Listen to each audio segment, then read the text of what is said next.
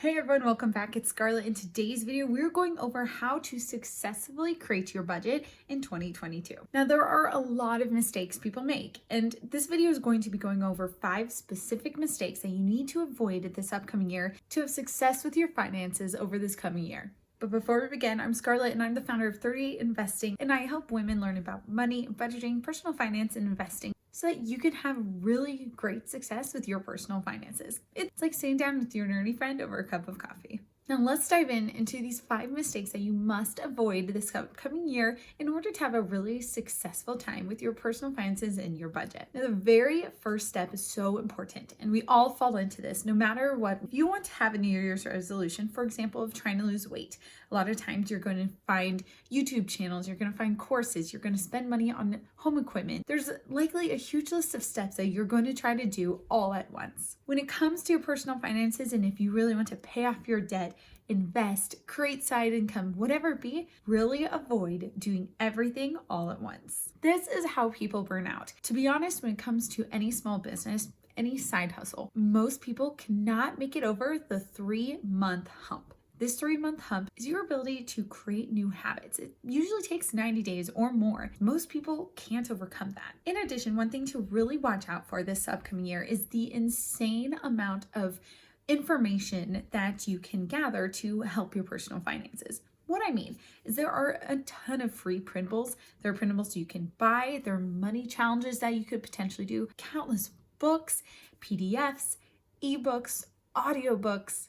And so with all of this information, if you're trying to just achieve something grand with your money, if you're just trying to pay off your student loan debt, whatever it is, there's a lot of options out there for you. But unfortunately, with a lot of options, you also get burdened with the issue of trying to figure out where to start. Now, just as a side note, I've put together the Woman's Money Playbook, which is literally everything that a beginner would need. It takes you from step A to step Z about teaching you what money is, what everything from mutual funds and IRAs are, and helping you learn how to invest. You can check that out down in the description below for a secret discount link. Now, the second huge mistake that you are likely going to make is not being correctly aligned with your spouse. When it comes to saving money, paying down debt, or even trying to put more money aside for investing, it is extremely important to be on the same side and to have really solid goals with your spouse. Not just that, but a lot of people make unrealistic goals. Something I like to usually say is that in a year, usually overestimate what you're able to do and achieve.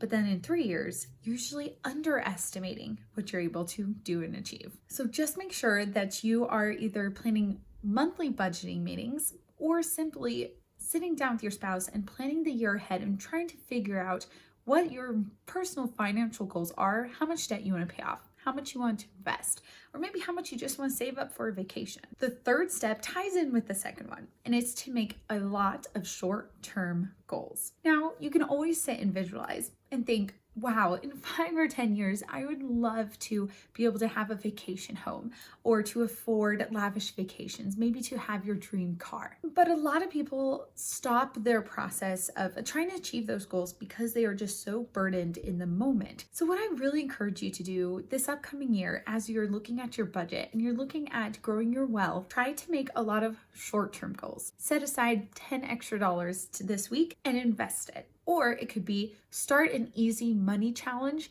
and try to achieve that in 3 months. Short-term goals will help you so much longer in the long term. These will keep you motivated. And to help you with that, let's go into the 4th mistake. The 4th mistake is not having a consistent platform to track your money. So there are so many different types of ways to track your money.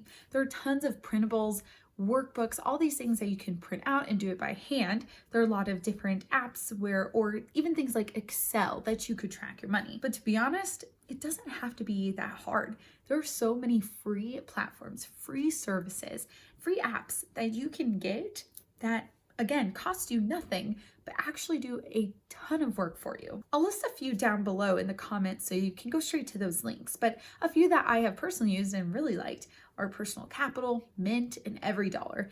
And all you have to do is just link your bank accounts, link your investment accounts, and it tracks and categorizes budgets for you. Anyone who is wanting to track their money and learn more about their personal finances, to get one of these free apps. And the last tip, the fifth mistake that I need you to avoid this upcoming year, is to not give up. Now let's think back to what I said just a little bit ago. It takes about 3 months to build a new habit. Not just that, but something really important to know about budgeting. I've been working with thousands of women, and of course, through my own personal experience, I've learned that it takes at least 3 months of budgeting to be able to actually get a good picture for your month ahead. I usually say set aside an hour every month with your spouse to set aside your plan for your budget the month ahead. This is usually your budget meeting, and it's really easy to do, really easy to have, and it's just simple to put on your calendar. Now, during this time, you're going to look at the money that you spent the month before, and you're going to look at how much money you have and what type of expenses that you're going to expect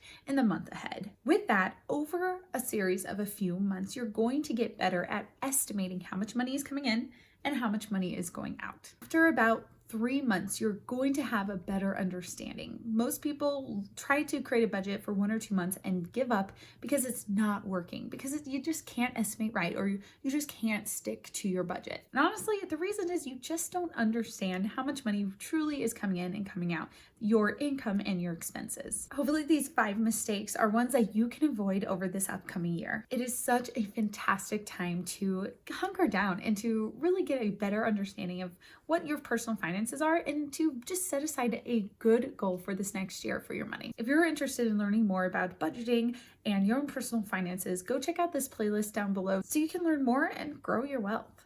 Thanks for watching.